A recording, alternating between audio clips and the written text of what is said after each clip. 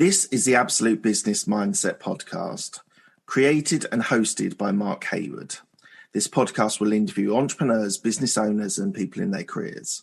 We will delve into their journey to success, key life milestones, and go deep into their area of expertise.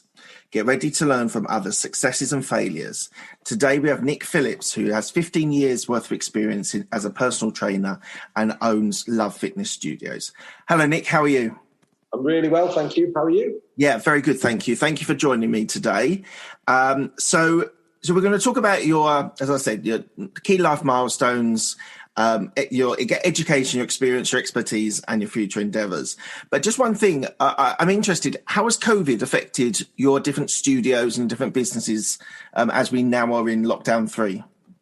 So COVID has changed my whole business, the whole model. Back in March, 26th of March, when Boris came on to the BBC and said all gyms must close, I didn't think twice about innovating my business. We've had a gym for 9 years, so I had quite a large gym, started off the boxing gym, then grew into a large gym. It's 7,000 square foot it was. We were doing really well. The business was flying, coming up to December 2019. We had a really strong year. But when Boris came on, I thought to myself, how am I going to keep that community together? I knew COVID wasn't going to be a 2-week thing. People were telling me, you'll be back open in 2 weeks, just ride the storm. And I knew there was something more. So I decided to go fully online. Now, we started by Zoom. I started off teaching my tribe, my guys, from the garden. So I'd literally be doing workouts from the garden. I'd have a little stereo ghetto blaster. Problem with that was the internet kept dropping. The dog would come out. The kids were shouting in the window. So it wasn't very professional at all. So I then decided to turn our kids' playroom into a bit of a studio. So we did that. I did that for about probably about 3 months. And then I started to think, how can I make this experience even better? So all my time, my mind was thinking, how can I make this better? So I was looking what was out there on the market, on the online space, and I found it very corporate. I found it very boring. I found it very staged. So we decided to go fully and get a studio. So we created LuvFitness Studios in the Northern Quarter, which is a quite a hipster place in Manchester. We were in there we got the business going. We were in there for about 2 months, and then we found out the business. We spent a fortune getting a set built in. You might see a bit of the set behind us. Cameras, GoPros, sound systems. Yeah. We just got the business off the ground. And then we found out the business, the whole of the building had been sold to a very successful Manchester clothing company. And they wanted us out within 28 days. So we'd literally flipped our business. We sold the gym. We got rid of all the gym equipment. We worked so hard, me and my wife, 2020. We worked so hard flipping the business or innovating the business and going onto this online platform. Got set up in our studio, nice, lovely studio in the Northern Quarter. And then we found out that the building had been sold and they wanted us out as quick as we could. So that was tough, but we didn't think twice. We just looked what it was about. Most properties always want a month up front first, and they want to see your books and stuff. And we managed to find somewhere else in Salford Keys, and we literally worked around the clock to build the studio, which I'm sat in today. So yeah, I've sort of gone the long way round, but I used the whole COVID and I used the whole 2020 to innovate myself as a person and as a business. And I found something I absolutely love doing the way I'm doing it virtually. We've got clients all over the world now. So I love the kit that you've got behind there, the cameras and the lights and stuff. It looks very professional. So this was a question I was going to ask you later on, but we're sort of on that place now. So how do you think people like Les Mills and Joe Wicks has sort of changed the fitness industry, online sort of videos, YouTube, various places to publish content? How do you think those people have actually changed the industry? Feel like for me, you're always going to get gym goers. Now, gym goers, as soon as the gyms reopen, whatever tier we go into, they will find a gym and they'll go and train because they are gym goers. They love it. Now, there's a group of people that really want to get into the gym, but they don't know where to start. So training at home and working out in front of your screen and getting the knowledge from your likes of Joe Wicks or Les Mills or us, LuvFitness Studios, and giving you that confidence to actually work out and give you that sort of structure in your workout routine. Our whole mission with LuvFitness Studios is to try and get people into gyms, because we know that there's so many people that want to train, but they might be scared of stepping foot. I know it's an intimidating place. You're talking to a trainer that's battled with weight all their lives, and I speak to people on a daily basis about getting them into a gym or getting them. So I think, like I say, I feel like there's always going to be gyms. There's always going to be people that will find a gym. There's gym goers, but there's so many people out there that want to do it, but they don't know where to start. And that's where your Joe Wicks and your Les Mills or your Peloton, they fit in nicely. So I called it last March. It has changed the way fitness will, the fitness industry will be. It's changed it forever. Now, I do feel there's enough space for everyone, online and offline. I miss training people on a sort of human basis. Like, I miss that interaction. And as soon as we get the go-ahead, we're looking at doing pop-ups.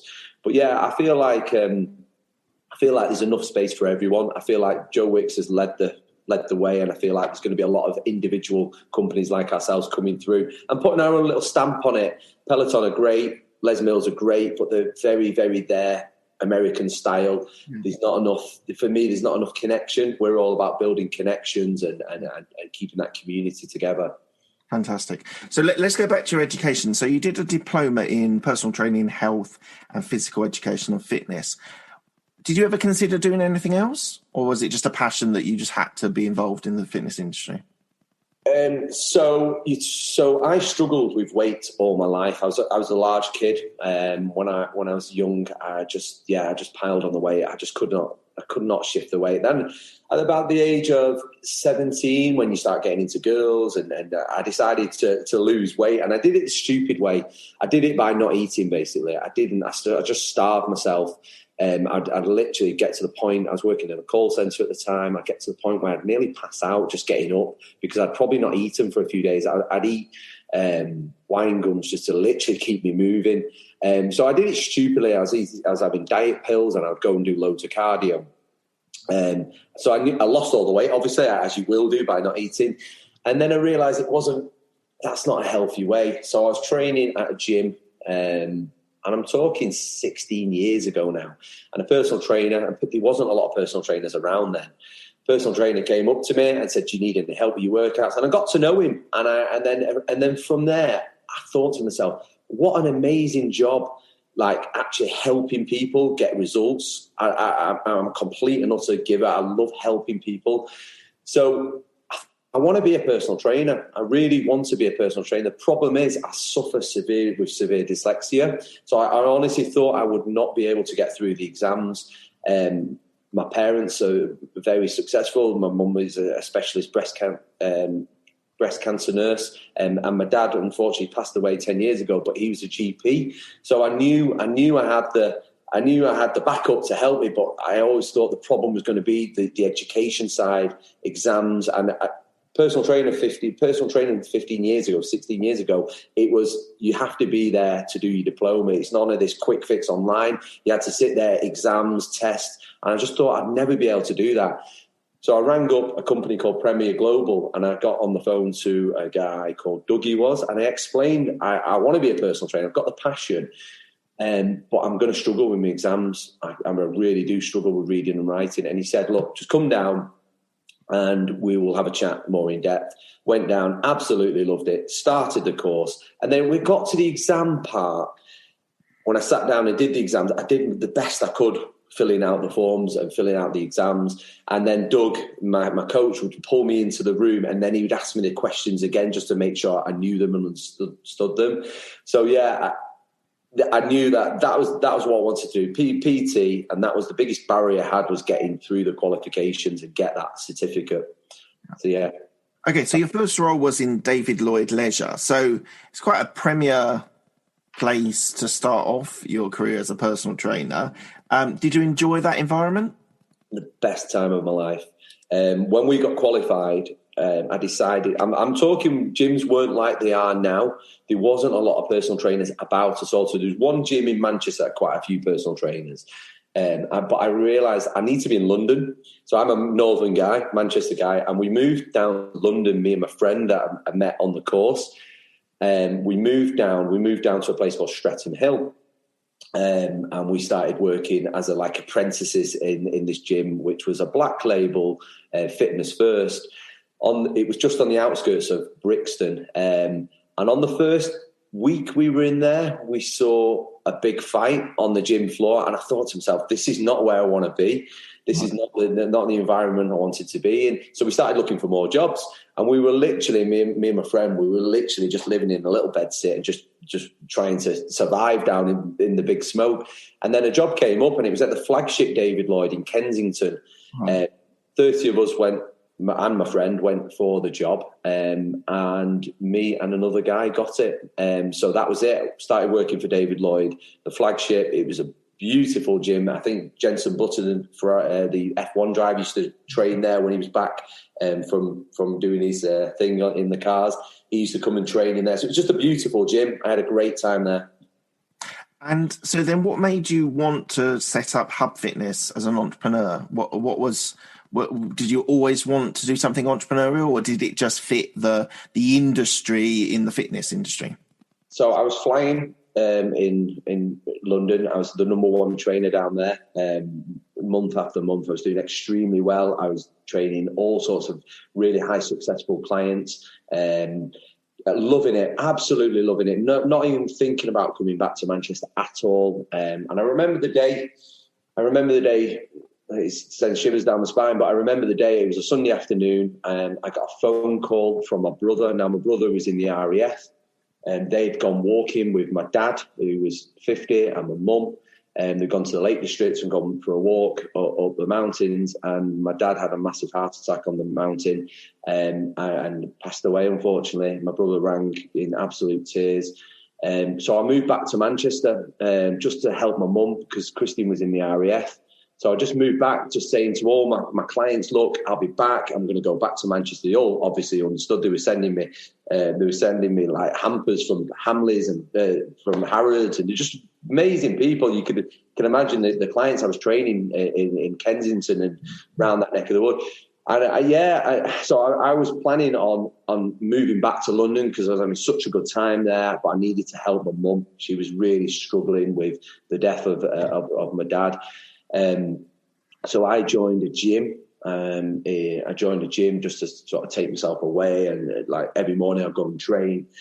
When I was in the gym one day, I met a girl that I knew from school called Louise, and I said, "Do you fancy going out for a date?" And she kept saying no at first, and then I managed to talk around. So while I was in Manchester, I went on a date with Louise, and then I realised I've met the girl of my dreams. She had a house in Radcliffe, and I thought everything changed from then. So I'm going around. I'm taking on the long story because there's quite a lot to this story. Me and Louise got together and moved in. I turned her garage into a gym, literally a bit of a boxing gym. So my background is boxing, just for fitness, really. I've done a couple of white collar fights, but yeah, it's more fitness. I turned her garage into a bit of a gym. I started getting my friends down, and we started training in the garage, which the neighbours weren't too happy about. You can imagine 5 or 6 guys all punching in this garage, making an absolute racket. So we decided to then look for a space, and then we found this little factory, this tiny little factory, and everyone was saying to me, "No, it's awful, it's scruffy, it's dirty." And as soon as I walked into this empty shell, I thought, I can see potential here. So, yeah, that's how the Hub Fitness started. We'll be back after a quick break. Hi, I'm Alex, the host of X Health Show. Meet the future of healthcare. Think X-Men, that's X Health. Actual superheroes behind programming living cells to cure cancer once and for all. Tech that detects preterm delivery in seconds, brain-computer interface, or apps that employ AI to match you, your disease, with the best treatment. X Health Show brings to you visionaries who push the boundaries of healthcare from Switzerland, the heart of Europe, and the most innovative innovative country in the world. Let me introduce you to their startups. Head to X Health Show, meet the future of healthcare. Happy to greet you there. And so you weren't entrepreneurial as a sort of starting point. You weren't selling lemonade from lemonade stands. Gary Vee in the truck. No, that definitely wasn't Gary Vee. No, struggled. No, I just had vision. I think for me it was vision. Get to London, be a number one trainer, train really good. Back to Manchester, turn the garage into a gym. I've just got this brain that I struggle with pen and paper, but I visualize things.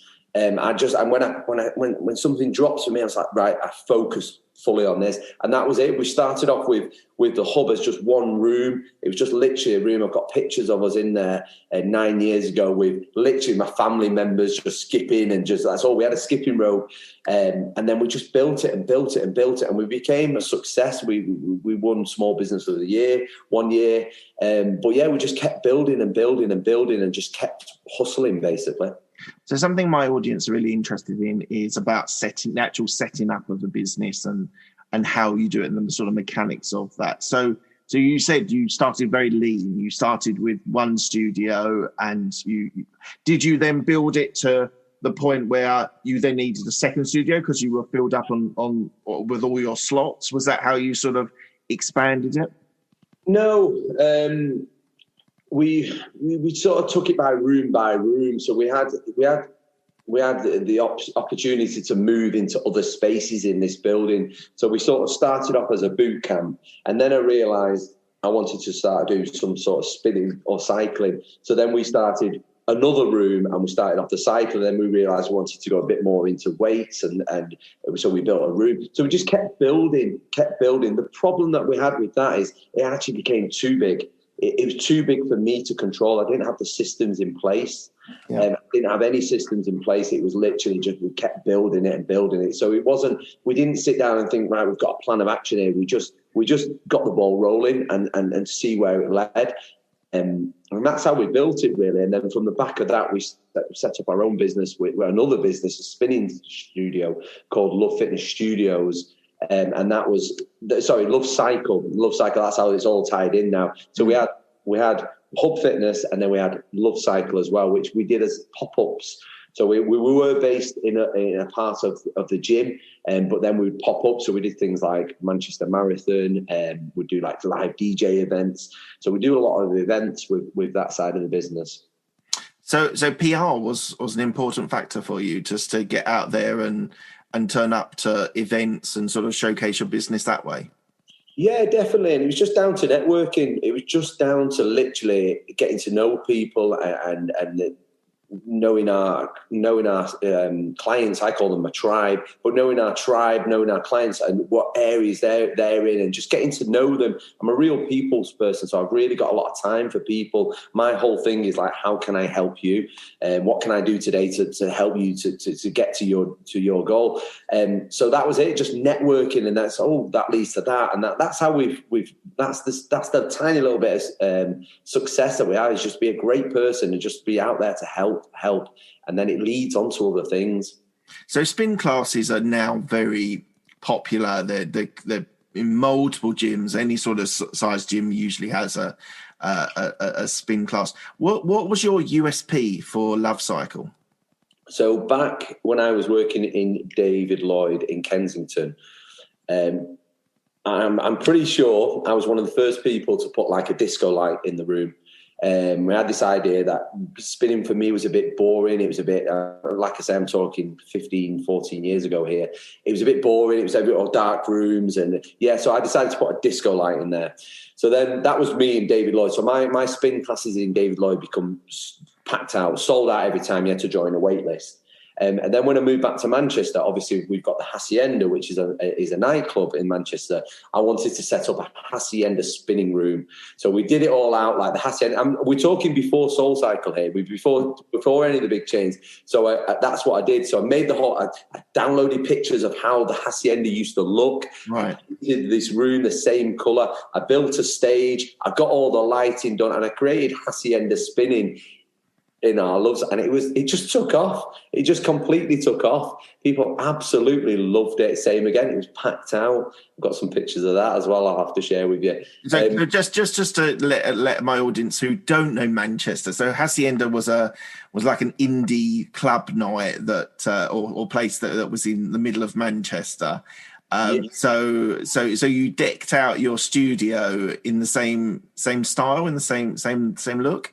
Same look, it's more dance music. It did the indie stuff as well, but yeah, for us it was more the dance. I used to love clubbing back in the day, so I wanted to create that whole endorphin kick that you're on a night out, but in a healthy way.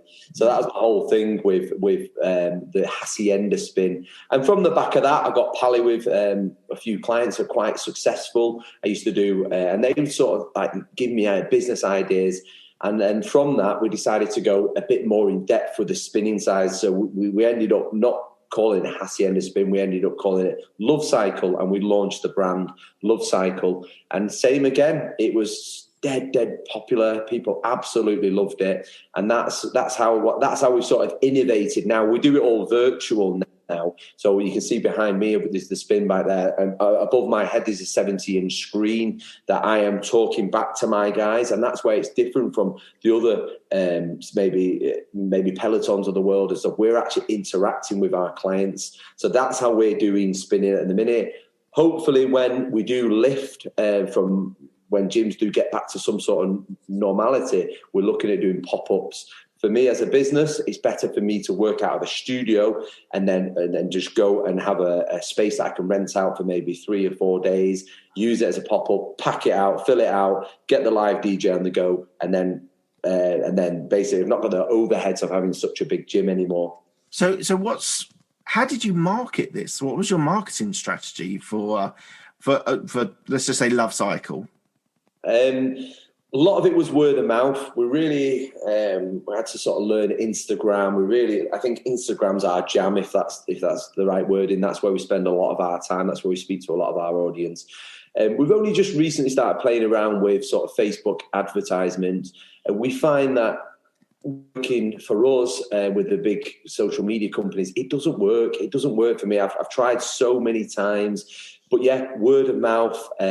That is the best way. And just giving an amazing service, just really getting to know your tribe, your clients, dropping them a message, just seeing how they're doing. Brilliant. Do you know anyone else that might really enjoy what we're doing? And that's how we've grown. If anyone posts anything on Facebook, we'll have a look, see who's commented on them posts, check if they're members. And we've built up, we've had over 4,500 people that have come to us over the years.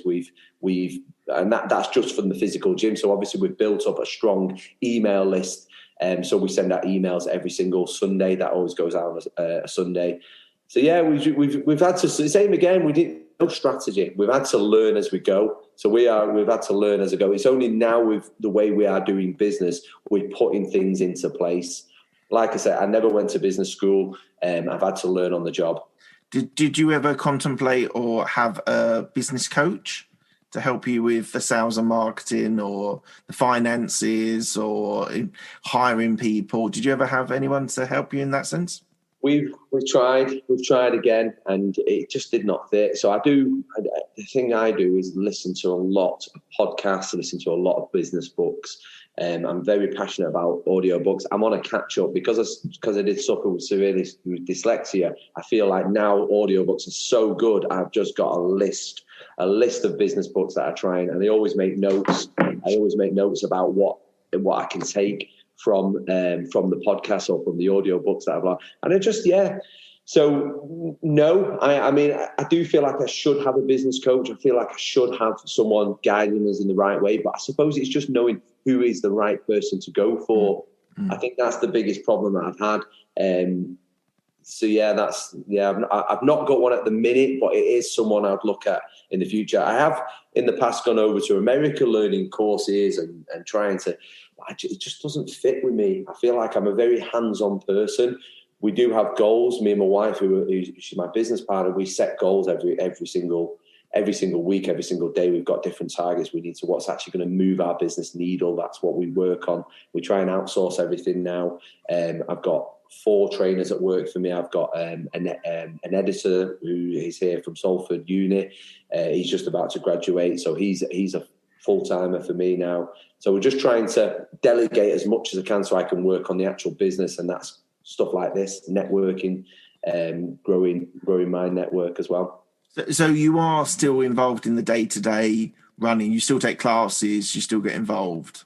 Yeah, I still do the Strong program. So that is 6 a.m. every single morning. I love that. I absolutely love that. I think I'll carry on doing that until I can't. But yeah, it sets me up for the day.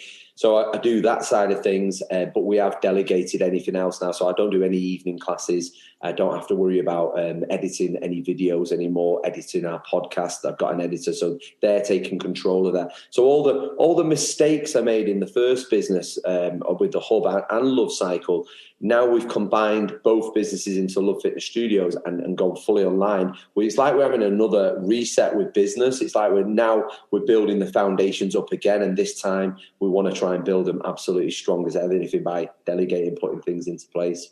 So you scaling your business, or being online and not having the physical studios, are you thinking that it's going to be easier it's not easy to scale a business, but are you thinking that you would like to scale if you've got, I don't know, making up the numbers, 5,000 people in your tribe, you want 50,000, 150,000? Is that the aim, to be able to scale your business? So we're on a personal mission of LuvFitness Studios, is to try and impact 10,000 people. That is my goal. The reason why I use 10,000 people, because we have 5 steps at LuvFitness Studios. Step 1 is this. It's water. Most people walk around dehydrated. If I ask them, I put it out there on LinkedIn all the time. I put it out there to my tribe. How much water have you had today? So that's step number 1. So that's why I've always got water with me. Is trying to hydrate people. Step number 2 is getting you 10,000 steps in a day. So 10,000 steps is the best way to lift the mood. It's the best way for fat loss. It's the best way to put some headphones in and listen to a podcast. Go and see some nature. That's step number 2. Step number 3 is doing some sort of physical exercise, whether it is LuvFitness Studios, Les Mills, Joe Wicks, whoever it is, as long as you're doing some sort of physical exercise at least 3 times a day. Eat real food, that's step number 4, so make sure it's single ingredient food. And then last step is get a good night's sleep. Make sure you've got a sleep pattern. So our mission is to try and help 10,000 people follow our 5 steps. Now you can go onto our back end of the website and you can track all of that free of charge. How much water have you had today? How many steps have you done today? So that is my mission. That's my personal mission. And that's why I want 10,000, because of the steps. So, yeah, I feel like this is an easier way for me to scale. The fitness side of things is such a small thing of what I do as a coach. It's more about the impact, especially the way the world is at the minute, with most people working from Zoom and not actually getting out and seeing some nature and getting them steps in. That is our message. That is my message. I'm not too concerned about the training. The training is amazing, and the endorphins are kicking. And yes, they are going to get you strong and change your body scope. It's more how people feel up here, and we start with water. So that is my mission, to scale up of this business. I'm out to serve. I'm out to help people. So yeah, I'm just trying to reach as many people as I can, and the conversation starts with how hydrated are you today. And so, have you thought about who your ideal client is? Who's the person you're talking to? The majority client. Who is that? So our avatar it's changed since we had a gym. Obviously, our avatar when we had a gym, it's people that were into the gym. My avatar now is the person that sat behind the computer or made them promises back in January or whenever it was, to say, this year I'm going to get myself sorted. I'm going to get myself fit. and they just don't know where to turn for it. I speak to people on a daily basis that are it's sometimes in tears to me, that they're fed up with the way they feel. They're fed up with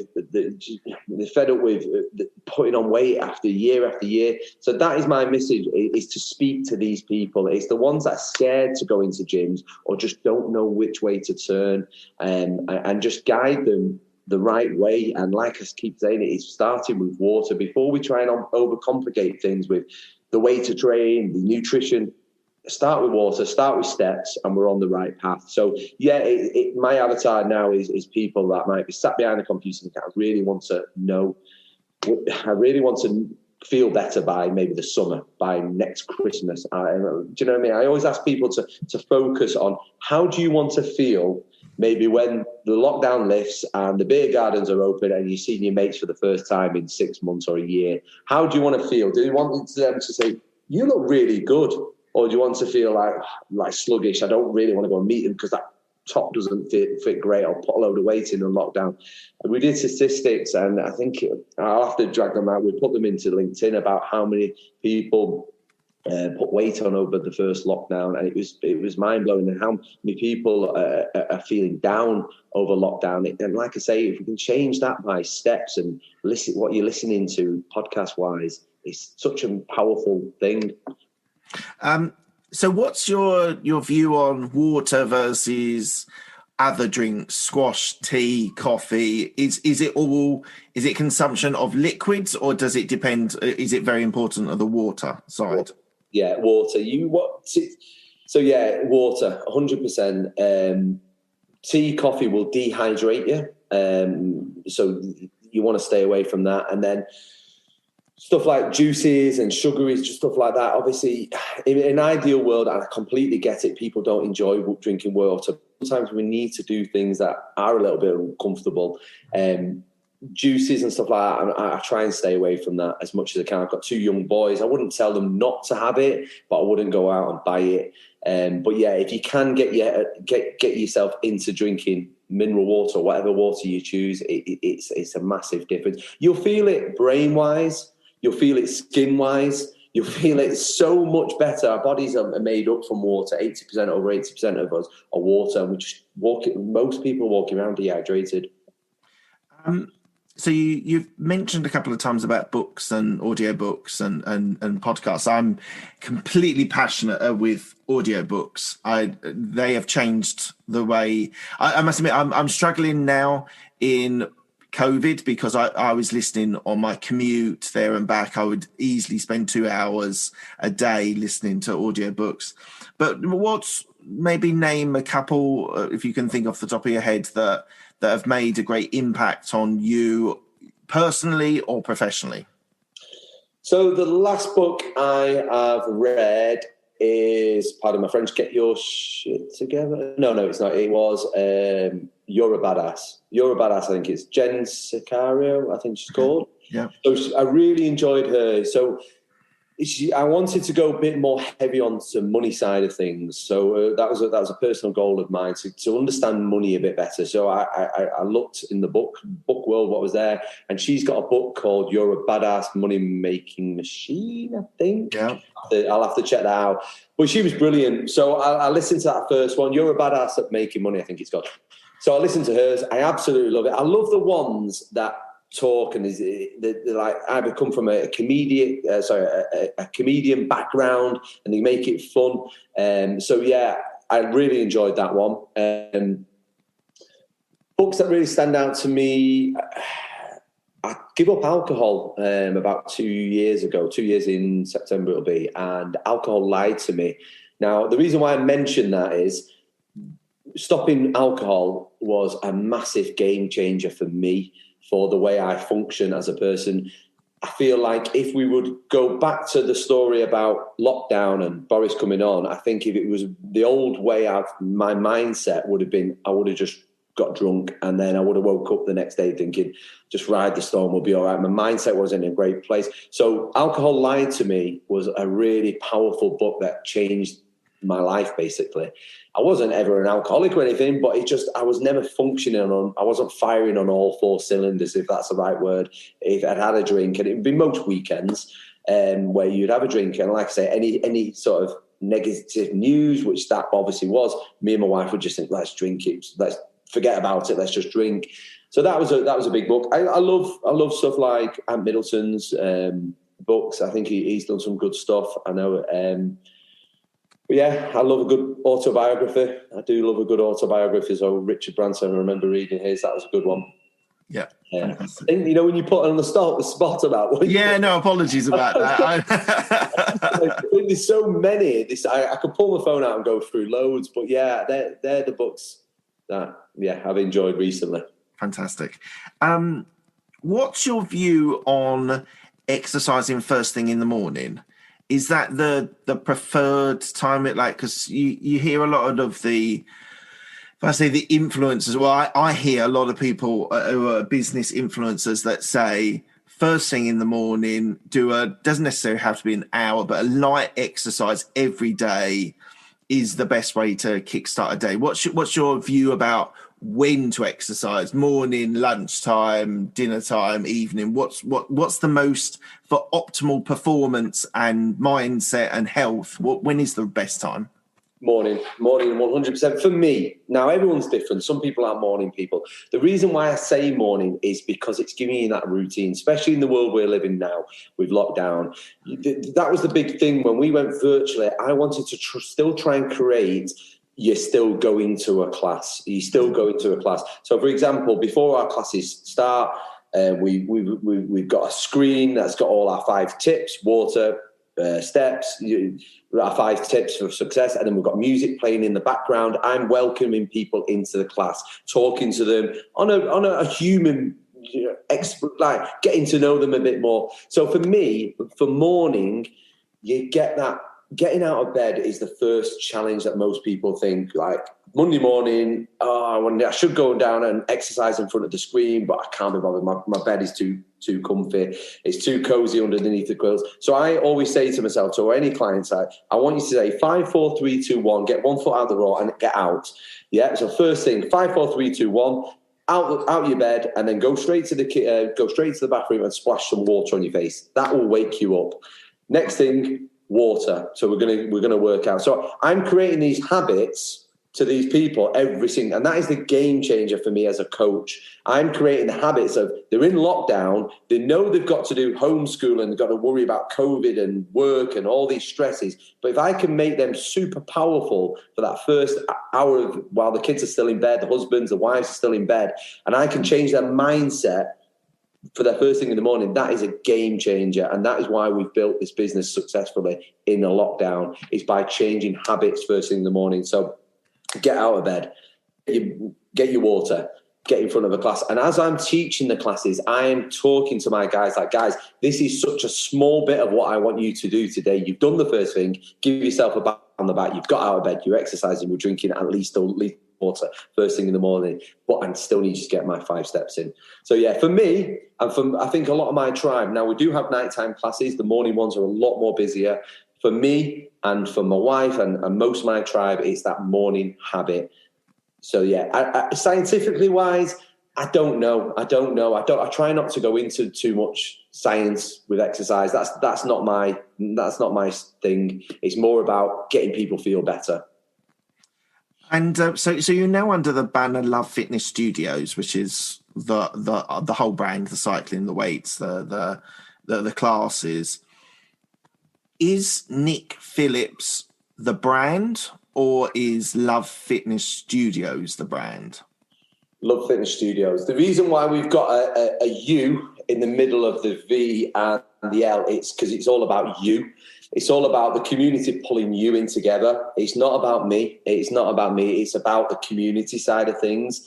And that's what LuvFitness Studio is all about. It's the community. It's knowing that you've got people there to pat you on the back or to pick you up. I love the wins that people share in our community group. I love it when people say, I've lost this or I've shared this. But the thing that I absolutely love about LuvFitness Studios, I keep using that word, is when someone puts in the group, I'm having a really bad day, I'm having a really bad week, and then they just literally get lifted off the floor by 30, 40, 50 members that are just like, boom, and they're like, right, thanks for that, I'm back on track. And that's it. No one gets left behind at LuvFitness Studios. So it's about that LUV, but having that U right in the middle, stamped in there with everything pulling it in together.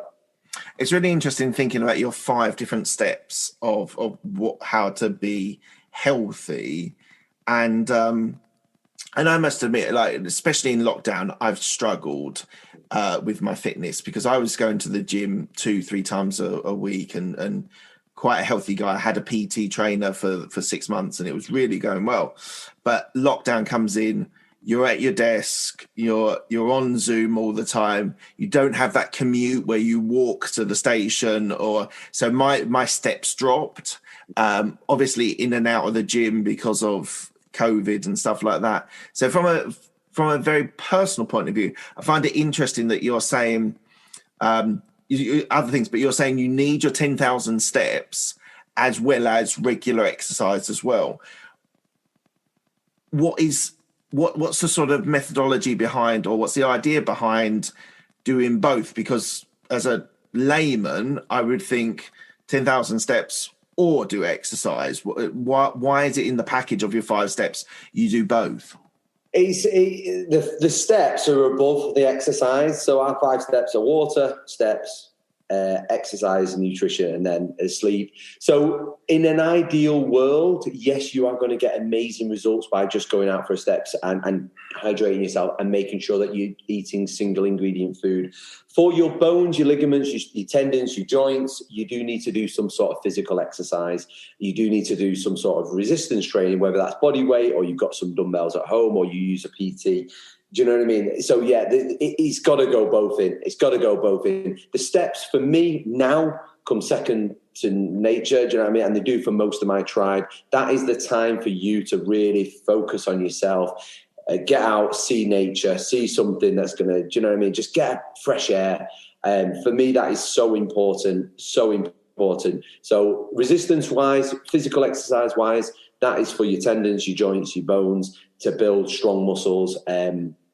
But yeah, in an ideal world, you would do both. Now, there is the burnout. So I always say start with about 3 classes if you can. Let's see how you feel. Some people drop down, some people step it up. But it's very interactive. Some people have got injuries, so we do a lot of stretching as well. So that is classed as a class. So we have a professional dancer that comes in, and she just spends 30 minutes stretching you out from home. So yeah, it's finding that, I like to say, the balance. But yeah, for me, hydration and steps, they're the 2 main things. Then the resistance, then the obviously really thinking about what you're consuming and why you're consuming this food.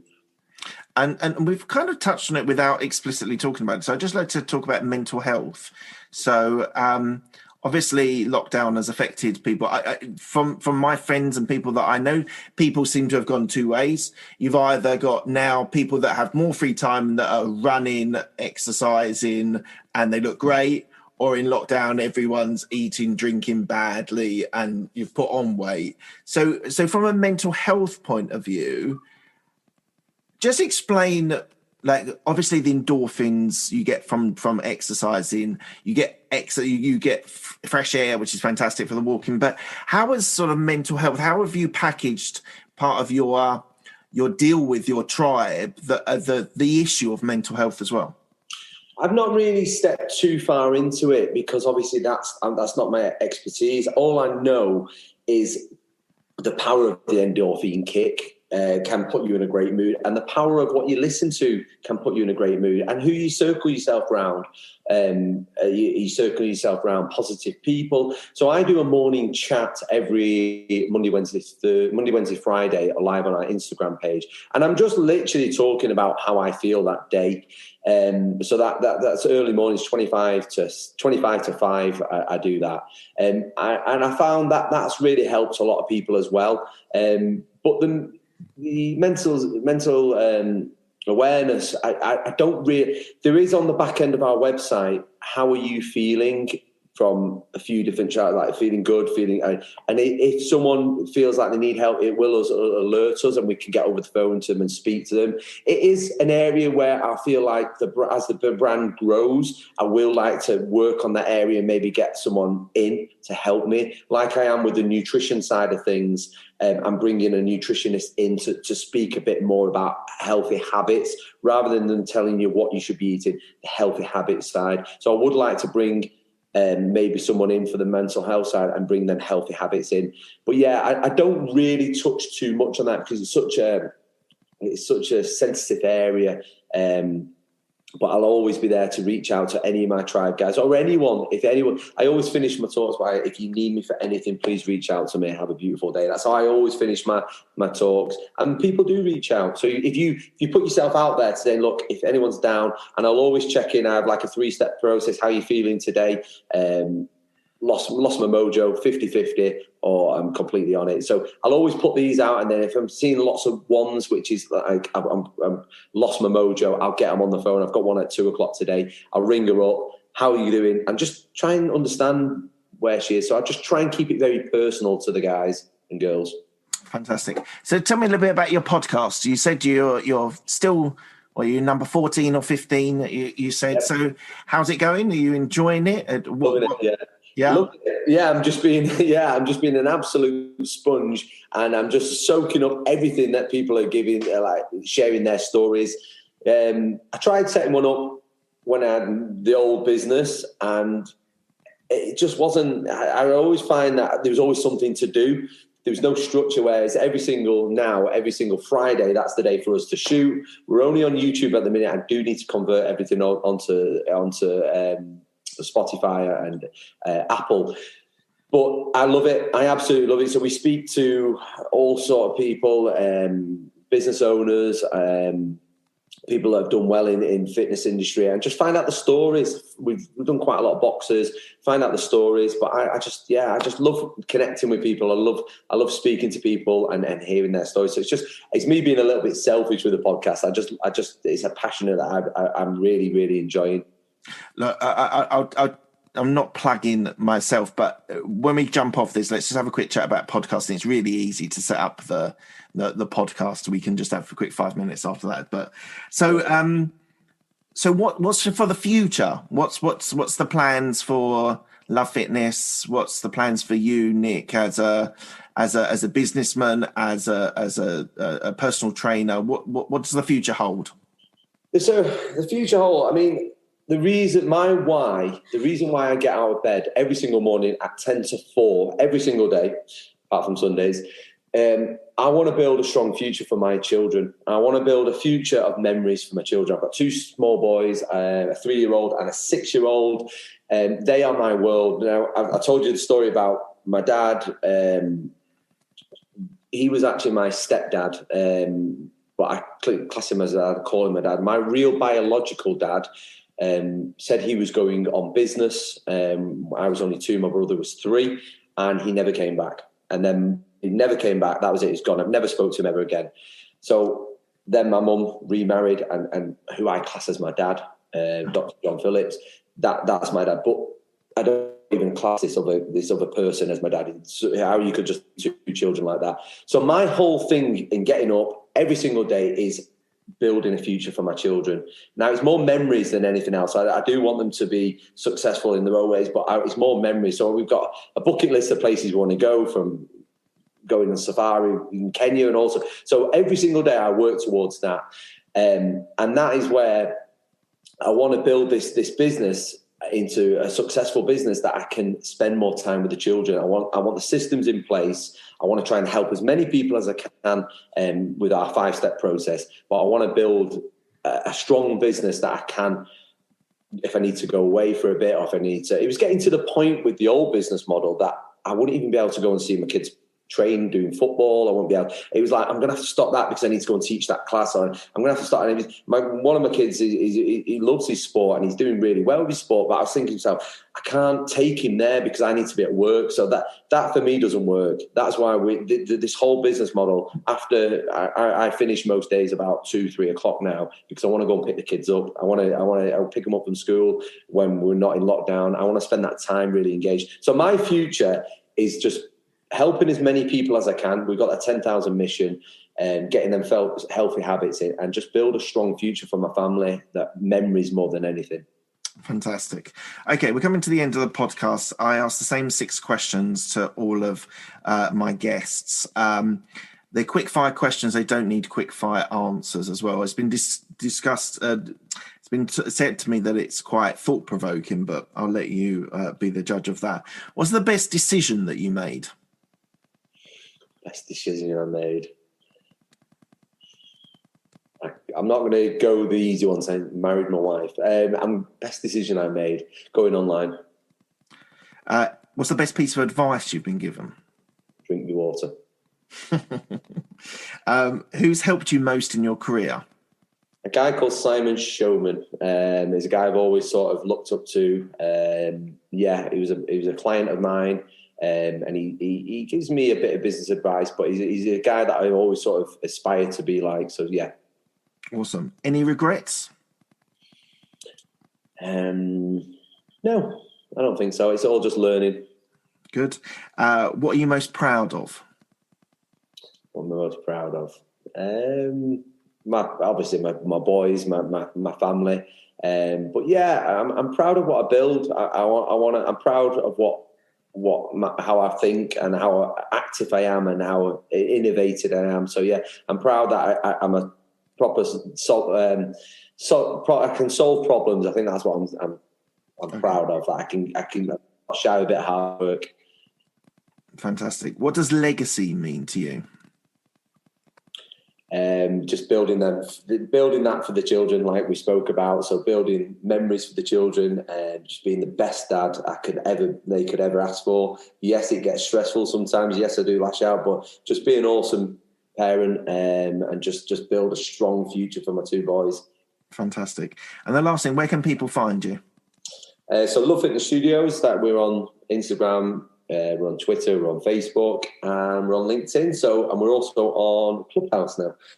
Yes, we talked about that. Yeah, we're both in the same boat with Clubhouse. There's a lot of value to be added, but I'm fed up hearing the billionaires telling me that I need to get up at 5 o'clock in the morning, and I'm not a morning person, so I'm getting a bit fed up with that. But I still think it will last, and I think it will last when people go back to their jobs, their sort of career jobs. I think there will be a dip in numbers, but I think where entrepreneurs and people like that who have a little bit more flexibility with their time, I think that's where it will keep its audience. I still think there's a great future for Clubhouse.